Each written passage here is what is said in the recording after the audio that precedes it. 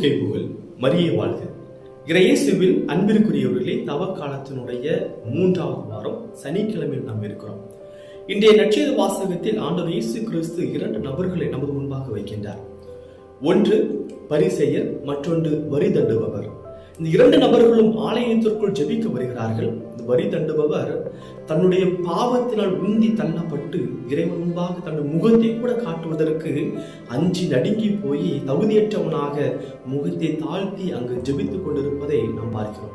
ஆனால் இந்த பரிசேயர் தன்னை ஏதோ மிகப்பெரியவனாக கருதி கொண்டு, ஆனால் இந்த பரிசேயன் தான் செய்த நல்லதை எல்லாவற்றையும் அங்கு அறிக்கையிட்டு தன்னை இந்த வரிதண்டுபவரோடு ஒப்பிட்டு இவ்வாறு இல்லை என்று சொல்லி தன்னுடைய பெருமைகளை இறைவன் முன்பாக அறிக்கையிட்டுக் கொண்டிருந்ததை நாம் பார்க்கிறோம்.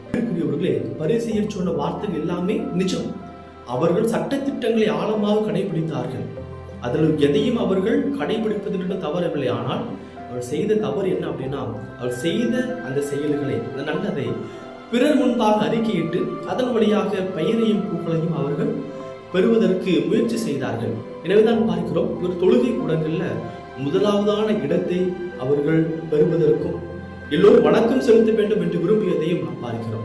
இப்படி தாங்கள் செய்யக்கூடிய ஒவ்வொரு செயலையும் பிறர் பார்க்க வேண்டும், பிறர் தங்களை புகழ வேண்டும், பாராட்ட வேண்டும் என்பதற்காகவே செய்து கொண்டிருந்த இவர் கடைசியில இறைவன் முன்பாகவே போய் இறைவன் தங்களை பாராட்ட வேண்டும் என்பதற்காக அங்கு வரி தண்டுபவரோடு தன்னை ஒப்பிட்டு பார்க்கிறார்.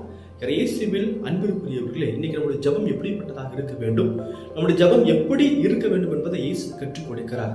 அதையும் தாண்டி யோசிச்சு பாருங்க, இன்னைக்கு ஆலயத்திற்குள் வரக்கூடிய நாம் உண்மையிலேயே நாம் ஜெபிப்பதற்காக வருகிறோமா?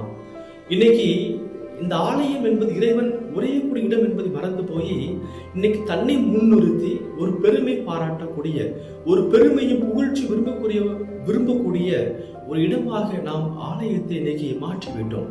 இந்த ஆலயம் என்பது நாம் பெருமை பாராட்டுவதற்காகவோ, வழிபாட்டில் பங்கெடுப்பதனால எல்லோரும் என்னை பாராட்ட வேண்டும் என்பதற்காகவோ நாம் செய்யாமல், இறைவனுக்கும் நமக்கும் உள்ள அந்த அன்பை ஆழப்படுத்திக் கொள்வதற்காக இந்த ஜபத்தையும் இந்த ஆலயத்தையும் நேரத்தையும் பயன்படுத்துவோம். இந்த தவ காலத்தில் உங்களையும் உங்களுடைய ஒருத்த முயற்சிகளையும் இந்த தவ காலத்தில் ஆசீர்வதிப்பார் என்ற நம்பிக்கையோடு நாம் பயணம் செய்வோம்.